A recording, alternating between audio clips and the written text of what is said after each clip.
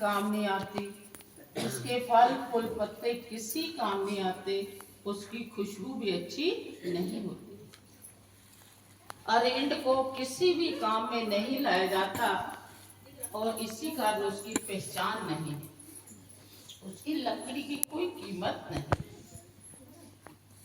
पर जो अरेंड चंदन के पास उग गया, चंदन जो एक बहुत ही कीमती वृक्ष होता है और उसकी खुशबू भी होती है, लकड़ी भी उसकी बहुत ज्यादा कीमती होती है, उसका हर हिस्सा किसी न किसी काम में आता है। और चंदन अपने आप में बहुत ही महान वृक्ष है। जो अरेंड के पौधे उस चंदन के पास रहते हैं वो चंदन की तरह खुशबूदार हो जाते हैं, उनकी भी जो बदबू है वो खत्म हो जाती है और वे खुशबू वाले बन जाते हैं। ठीक उसी ही तरह जो जीव मालिक के चरणों में रहते हैं, उनका गुणगान करते हैं, सच्चे मन से उस मालिक को याद करते हैं, वे भी महान बन जाते हैं, उसकी पहचान बन जाती है। गुरु घर में जो भी आता है, और बार मैं देख रही थी फेसबुक पर जो संगत बाहर जाती है आश्रम के नाम पर, गुरु के नाम पर, और बाहर हर तरह से हर व्यक्ति उनकी सेवा करता है, उनकी आवभगत करता है, उनका स्वागत करता है। किस कारण? क्योंकि हमारे साथ पहचान जुड़ी हुई है। अगर हम अकेले जाएं तो कोई भी हमें पूछेगा नहीं, लेकिन जब हम कहते हैं कि हम डेरा स्वामी जगत गिरी पठानकोट से महाराज स्वामी गुरुदेव गिरी जी के आदेशानुसार पहुंचे हैं, तो वे हमें हाथों पे तलियों पे उठा लेते। ये क्या है? ये उस मालिक की बख्शिश है।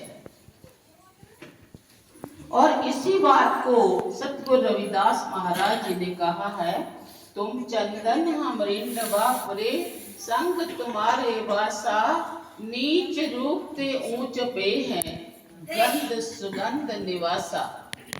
हम नीच थे, किसी काम के नहीं थे, कोई भी हमें जानता नहीं था, पहचानता नहीं था, पर हम गुरु चरणों के साथ जुड़कर ऊंच हो गए, हमारी भी पहचान हो गई। हमें कोई नहीं जानता था, हम किसी काम के नहीं थे, लेकिन जब गुरु चरणों के साथ जुड़े, प्रभु के नाम का सिमरन किया, तो हम भी महान हो गए। गुरु के साथ संगत का नाम भी जुड़ गया।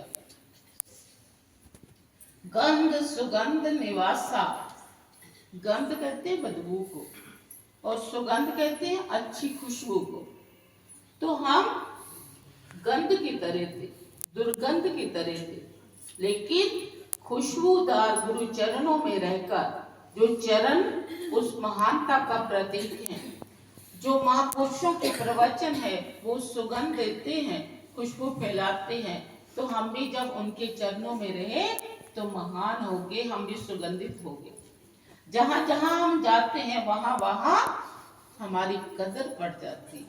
गुरु प्यारी साध संगत जी, ये सारा कुछ तभी होता है जब हम मालिक के चरणों के साथ पवित्र मन से जुड़ते हैं। कोई हमारा स्वार्थ नहीं होता, कोई हमें लालच नहीं होता, और हम तन मन से सेवा करके गुरु चरणों में जाते हैं। आप सभी सौभाग्यशाली हो जिनको बार बार गुरु चरणों की संगत मिलती है और चंदन की तरह महान हो जाते हो। फिर आगे सतगुरु जी फरमाते हैं, मातो